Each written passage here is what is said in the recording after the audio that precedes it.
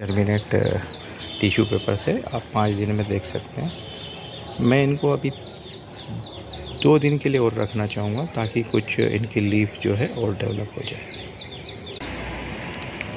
ये learning point of view से अभी जब मैंने इनको ओपन कर दिया तो मुझे ऐसा लग रहा है अब इसके ऊपर टिश्यू पेपर की लेयर को नहीं डालना चाहिए, केवल इसको एनवायरनमेंट देना चाहिए ताकि इसके ऊपर वाटर कांटेक्ट लगातार होके ये स्पॉइल ना हो जाए। तो मेरा ये सोचना है ऐसा, और इसी कारण से मैं इसको डायरेक्टली सिंपल पैक करके रख रहा हूँ और हल्का सा मॉइस्ट फिर से कर दिया है बॉटम में। तो विल सी कि आगे इसकी क्या प्रोसेस होती है। Good morning team. आप देखेंगे कि ये इनका पूरा डेवलपमेंट अच्छा खासा हो गया है और अभी तो कुछ तो छत से टकरा रहा है। तो this is the right time, just we need to open and report. आप देखेंगे इसमें काफ़ी अच्छी तरह से 2-2 लीफ आ गई हैं, जिसका कि हम प्रिडिक्ट कर रहे थे और एक्सपेक्ट कर रहे थे कि उसके बाद ही रिपोर्ट करेंगे। ये थोड़े से येलोइश रहेंगे, है ना। रीज़न ये है कि lack of oxygen could be one of the major. क्या होता है कि जब भी हम ये रिपोर्ट करते हैं तो ये पौधे किल हो जाते हैं और ये कुड भी हमने ज़्यादा पानी दे दिया, रिपोर्टिंग अच्छी नहीं करी, या कुछ भी हो सकता है, या मिक्सिंग मीडिया सही नहीं है, या कुछ और अलग चीज़ है। तो एक प्रूवन मेथड है जिसको मैं अडॉप्ट करता हूँ, तो चाहे तो आप उसको कर सकते हैं। हाँ, इन बिटवीन मैं शेयर करता हूँ कि ये मेरे नोवा तंजानिया हैं और मैं इनको बोलता हूँ मन्नत की औलादें, मतलब बहुत मान के बाद में ये हुए हैं। मैंने कम से कम 8 बार सीड्स लगाए हैं, उसके बाद ये एक सक्सेस हुआ है। तो ये टोटल मेरे पास 10 प्लांट्स हैं, तो काफ़ी अभी तो मैच्योर्ड हो गए हैं, तो मेरे ख्याल से ये ठीक ठाक है। अब मैं coming back to the point, मैं आपको एक तरीका बता रहा था कि मैं क्या करता हूँ। तो ये देखिए, इसमें ऑलरेडी मैंने कुछ सीड्स लगाए थे जो कि सक्सेस होके इसी में ही डेवलप हो गए। तो ये क्या इंडिकेट करता है कि ये जो मीडिया है ये बिल्कुल परफेक्ट है, और यदि इसमें हम कोई भी रिपोर्ट करेंगे तो एटलीस्ट देखो, गारंटी तो किसी चीज़ की नहीं होती है, बट एटलीस्ट आपके सारी वेरिएबिलिटी यहाँ ख़त्म हो जाती है, क्योंकि ये एक प्रूवन चीज़ है। तो मैं जो ये वाले अपने सीड्स हैं इनको फॉर अ टाइम बिंग, जब तक कि अच्छे स्वस्थ नहीं हो जाते, तो मैं बिना रिस्क नहीं लेना चाहता हूँ, तो मैं इसमें ही लगाऊँगा। ये एक इनपुट है फ्रॉम माय साइड्स, जहाँ पे कि आप बिल्कुल निश्चित हो सकते हैं कि गलती की कोई गुंजाइश नहीं रहेगी, और at least the best which you have done it. तो ये क्लियर है, right. Thank you. Then chop stick है ये तो when I been to China, तो मेरे ख्याल से वहाँ से प्रोक्योर किया था। तो इसको मैं याददाश्त के लिए लाया था, बट बागवानी में अभी यूज़ करता हूँ। तो आप इससे क्या करें, अपने को पहले इसको एक सर्कुलर जो है ये बना लें आप।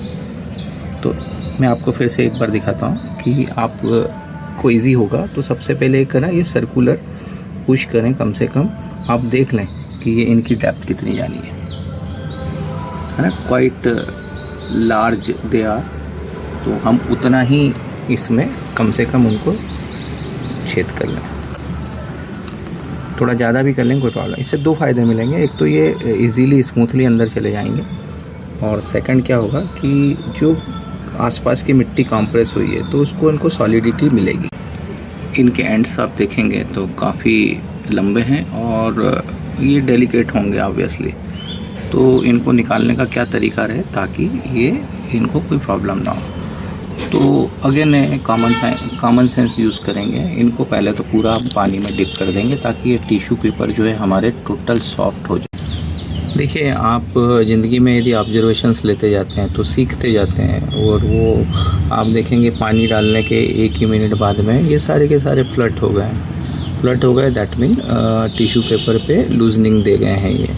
तो सेम आपको इसी से ही सीखना है कि यदि टिश्यू पेपर हमारा ज़्यादा गीला रहता है जब आप सीड को ग्रो करने के लिए रख रहे हैं, तो इनको एक रिजिड बेस नहीं मिलेगा आगे पुश देने के लिए। तो ये आपका अदर वे ऑफ राउंड है लर्निंग का, तो मस्ट लर्न हियर, राइट। तो अब देखेंगे, अब हम इनको आराम से यदि ऊपर उठा लेंगे तो ये आपके पूरा का पूरा ये आपका टिश्यू पेपर लेके ही आ जाएगा। आप चाहें तो फिर केयरफुली टिश्यू पेपर को आप हटा दें इसको, और इसके बाद में हम इनको सबको निकाल लिया है। अब इनकी रिपोर्टिंग के लिए हम इनको थोड़ा सा केयरफुली हैंडल करेंगे।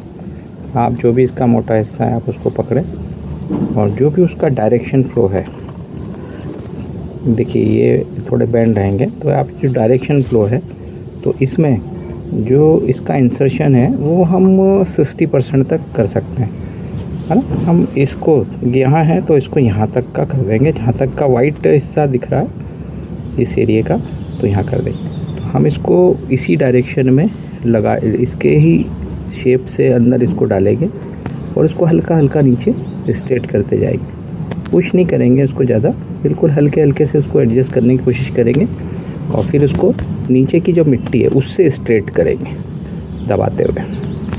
तो ये अपने आप में रिपोर्ट आपका हो जाएगा। तो आप जब भी इसको प्रेस करेंगे तो थोड़ा जेंटली करें, और इसको कोशिश करें कि वहाँ से हल्का सा बैंड होकर स्ट्रेट हो।